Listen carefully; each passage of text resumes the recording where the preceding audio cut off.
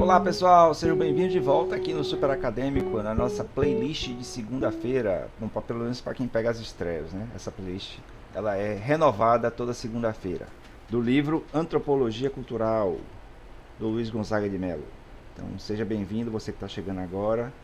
Não esqueça de se inscrever no canal, se está chegando agora nessa playlist, nesse vídeo. Se inscrever no canal, dar like no vídeo, comentar e compartilhar. Além disso, nosso canal aqui oferece a oportunidade de você clicar aí nesse coraçãozinho com um cifrão, que é o valeu. Você pode também ser membro do canal, né, clicando em seja membro. E você pode apoiar o canal diretamente através do Apoia-se, que é esse card que está aqui do meu lado. E eu vou colocar agora o spot dele. Vamos lá.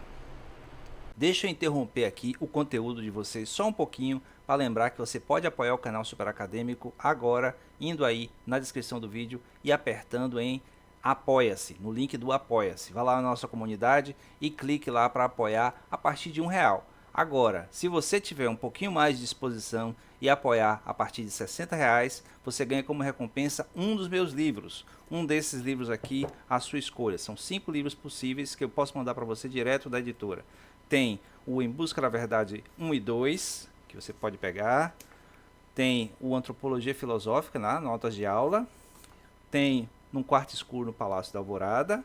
E tem o Novembro de 2019 de Lula da Silva. Qualquer um desses livros à sua escolha. É só apoiar a partir de R$ 60. Com esse apoio e junto com os outros apoios que a gente já está acumulando no canal, a gente vai conseguir melhorar ainda mais os conteúdos do canal. Agora vamos para o conteúdo do vídeo. Valeu! Pois bem, esse é o spot do Apoia-se. Se você quiser só apoiar o canal, clica aí no primeiro link da descrição. Então vamos lá. Vamos continuar aqui, esse é o episódio 7 dessa playlist. Vamos começar a falar sobre o capítulo 4. Não sei se vou terminar hoje. Minha voz também está meio estranha, né? Quem acompanha o canal deve saber que essa não é a minha voz normal. Capítulo 4 chama Evolução, o Universo, a Vida e a Cultura. Uma obsessão humana, a busca de suas origens. A formação da Terra, a teoria da evolução, os ancestrais do homem, a evolução cultural, o caminho do infinito. Bom, esse é um capítulo meio que histórico, que eu me lembre. A obsessão humana, a busca de suas origens. Então, buscar suas origens, né, de onde é que veio, para onde é que vai e tal, é uma coisa muito comum em qualquer sociedade humana. E essas origens podem ser diversas, né? A interpretação mítica, a interpretação científica, elas simplesmente atendem a esse desejo humano de responder a uma pergunta sobre para que eu estou aqui, né? Por que eu existo, por que a gente existe. Aí tem alguns exemplos aqui de algumas sociedades, né? No Alto Xingu, os Camaiurá, né? Só havia Malvote Sinim, ninguém vivia com ele. Não tinha mulher, não tinha filhos, nenhum parente ele tinha, era só. Seria essa figura onipresente, né, do deus Malvote Sinim, que é muito parecido com antes só havia o caos na narrativa grega, ou então antes só havia escuridão e aí veio a luz, essas coisas assim, dessas narrativas. Aí bom, por causa disso, muitas culturas, ao desenvolver seus modos de interpretar as suas possíveis origens, vêm formulando, né, fazendo formulações ao longo da história. E aí a antropologia pega, a princípio, né, logo que a antropologia surgiu no século XIX, muito por conta do contato dos colonizadores com essas outras sociedades, a fazer comparações entre esses relatos. E daí, junto com o surgimento da teoria da evolução do Darwin, também no século XIX, meio que formulou uma teoria sobre a origem, né, dos povos e a evolução dos povos. Aí no segundo item aqui, né, o primeiro, esse negócio do sonho de uma origem, né, uma coisa em comum, desejo de uma origem, tem a formação da Terra. Então tem um quadro aqui mostrando os períodos da existência da Terra, né, começando com aproximadamente, deixa eu ver, 2 bilhões anos antes de Cristo, chegando até o mais recente, que seria 20 mil anos antes de Cristo, com o surgimento do homem moderno. Esses são cálculos aproximados, né? E aí durante esse período, que é o período de maior tempo de existência do próprio planeta, é que vai se desenvolvendo todas as outras espécies até chegar no ser humano. Veja que esse até chegar fica parecendo como se fosse um processo evolutivo para chegar no homem, o que é o que se chama de um antropocentrismo, né? É imaginar que nós somos o centro da coisa, como se a evolução do planeta tenha, tenha acontecido para a nossa, né, para a nossa chegada, o que é uma pretensão humana. É, todas as culturas, inclusive, interpretam dessa forma, não é uma coisa exclusivamente ocidental, né? Uma coisa do mundo ocidental europeu, mas é uma coisa muito da característica de como o ser humano se vê no planeta, ele se vê como centro. É claro que tem culturas que exacerbam mais isso. Então, culturas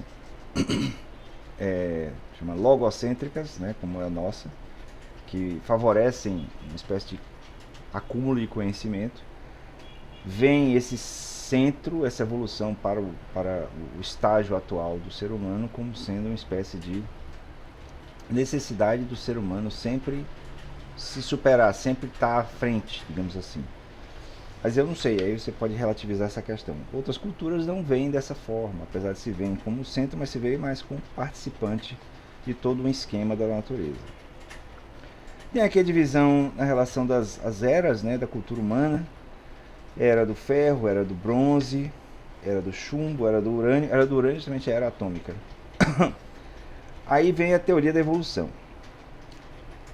No presente item, tratado. Ele tá só. A ideia principal de Lamarck é que o meio exterior e os hábitos provocam modificações favoráveis no ser em questão. Lamarck foi um dos pais do evolucionismo. O esquema é o seguinte, simplificando. Uma mudança de circunstâncias provoca uma mudança de hábitos e de atos. É a adaptação. Daí uma mudança de forma. Para o autor não se trata de uma ação direta do meio ambiente, senão uma ação indireta que provoca a reação útil do organismo, como se o ser tivesse a inteligência de adaptar-se constantemente às circunstâncias externas. Quer dizer, essa é a base do pensamento evolucionista. O que o Darwin vai trazer de novo, né, é a ideia da seleção natural, né, entre as espécies, né, provando de certo modo, né, ou pelo menos teorizando de maneira bastante eficaz a ideia de que as espécies elas vão evoluindo a partir da adaptação, sofrendo um processo de seleção natural. O problema é que seleção natural mais apto a sobreviver que vai sobreviver. Quando se aplica isso nas sociedades humanas, que foi o que se tentou fazer no século XIX, especialmente pelo ponto de vista colonizador europeu, e principalmente britânico, a ideia é que não funciona, né? O ser humano é reconhecido hoje, né? É aceito isso, mas apesar de muita gente questionar de maneira bastante leviana, mas é aceito que o ser humano é o mesmo no mundo todo. Não há um processo evolutivo dentro da escala da seleção natural do ser humano. Antigamente, né, boa parte do século XIX até começo do século XX, ainda se acreditava que tinha como se fossem subespécies ou espécies híbridas. Na verdade, todos nós somos híbridos, né? Já foi provado isso. E aí essas espécies intermediárias entre o homem moderno, digamos assim, e o homem primitivo seriam uma espécie de link perdido, né, demonstrando que um processo evolutivo aconteceu, tal. E aí tem assim as histórias interessantes de pigmeus capturados da África para evidenciar que eram uma espécie de link perdido do ser humano, ou a caça por primatas, super primatas, que seria uma demonstração de que haveria categorias intermediárias entre o homem moderno e os primatas primitivos. Mas é claro, tudo isso é colocado por terra, já que os princípios básicos da categorização como espécie diz que para uma espécie ser considerada espécie, ela tem que ter a possibilidade de reprodução e geração de descendentes férteis, certo? Então, os seres humanos de qualquer tipo, de qualquer lugar, ao reproduzirem, geram descendentes férteis. Então, é a mesma espécie, não tem diferença, né, geneticamente, não tem nenhuma, pelo menos nunca houve, né, no mundo moderno, tipo, muito Provavelmente porque, como eu falei antes, todos nós somos híbridos de outras espécies humanas que existiram antes com outros, e essa mistura toda foi gerando o que a gente chama de humanidade ou raça humana. Aí tem um item aqui chamado Ancestrais do Homem, né? Falar os antepassados do homem é, de certa forma, tratar de todo o elenco de seres vivos que precedeu o surgimento do homem. Novamente, é um posicionamento antropocêntrico.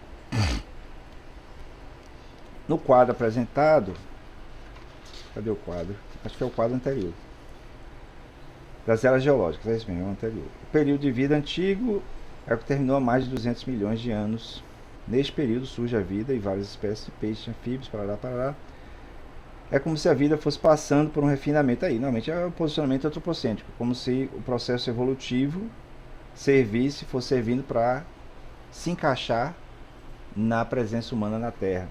Então, de certo modo, não diferencia muito da narrativa bíblica, por exemplo, do Gênesis, né? Que veio, né? Deus foi criando as espécies assim assado, e no final colocou o ser humano no centro ali para ser o tomador de conta de tudo.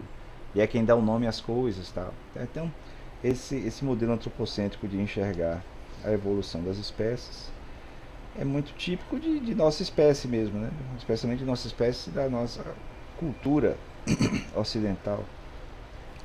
Bom, aí tem aqui alguns exemplos de como as diferentes culturas veem os diferentes animais e nomeiam e enxergam, e como há o processo de categorização, né, das espécies pela teoria da evolução, foi nominando, tanto que nós temos aquela coisa da classificação do ser humano como do gênero Homo, né, homem. Aí vem o Homo, tem uns nomes aqui: Homo neanderthalis, Homo habilis, Homo australopithecus, Homo erectus, Homo de Heidelberg, Homo neandertal. Todos esses, Homem Cro-Magnon, Homem moderno, todos esses antepassados, digamos assim, eles na verdade foram contemporâneos entre si, e em algum momento houve algum tipo de... Algum momento que eu falo não é o momento mesmo, mas ao longo de milênios, né, houve algum tipo de concentração e desconcentração, fatores exteriores, fatores ambientais, né, que fizeram com que prevalecesse uma certa espécie de ser humano que é parecida, próximo geneticamente do que a gente entende como sendo a gente. E aí, à medida que vai desenvolvendo os aparatos culturais, a sociedade, as regras, a convivência, né, a associação, a cooperação e tal, vai prevalecendo como espécie que sobrevive diante justamente, em vez da disputa entre indivíduos, né, vai se tornando capaz de conviver e aí superar os desafios da natureza por estar justamente em sociedade. E aí chega a nossa versão da espécie humana, que é tão problemática hoje quanto sempre foi. Certo? As pessoas acham que a época atual é pior, é melhor, mas é a mesma coisa, só tem mais gente, digamos assim, mais coisas, né, mais objetos, mas a nossa vida biológica estruturalmente é a mesma. Né? O que a gente pode dizer que evoluiu biologicamente é muito pouco. Né? Talvez a ausência de um apêndice ou de um dente ciso, mas é basicamente a mesma coisa. Aí o que houve, né, de fato, aí do ponto de vista cultural, é um acúmulo de conhecimentos, um acúmulo de informações passado de geração em geração, que vai permitindo que as gerações para frente, né, gerações para frente, elas possam ter menos trabalho em algumas coisas, mas geram problemas em questões do mesmo jeito. O que é, de certo modo, a beleza de se ser humano, né? É sempre alguma coisa que está por vir, nunca está completo. Bom, aqui vai entrar no item chamado a evolução cultural, que é justamente essa problemática que eu comecei a falar. Mas já está dando 15 minutos aqui do vídeo, eu vou parar para continuar no próximo episódio, porque provavelmente vai gerar muitas questões a respeito da evolução cultural. antes de terminar esse capítulo, né, que é o 6. Esse é o episódio 7. É isso. É um capítulo 5. Aí vai entrar no 6. Certo? Não. Peraí. Parte 2. Ah, não. A gente vai terminar falando de evolução cultural e depois vai entrar na teoria antropológica. Aí vai entrar no capítulo 5. Certo? Então eu vou ficando por aqui. Espero que vocês tenham gostado desse vídeo e estejam gostando da playlist. Não esqueça de assistir os outros vídeos também para ir acompanhando todos os episódios. Vou colocar aqui assim, pronto. Aí todo mundo vê. Eu recomendo sempre a leitura, viu?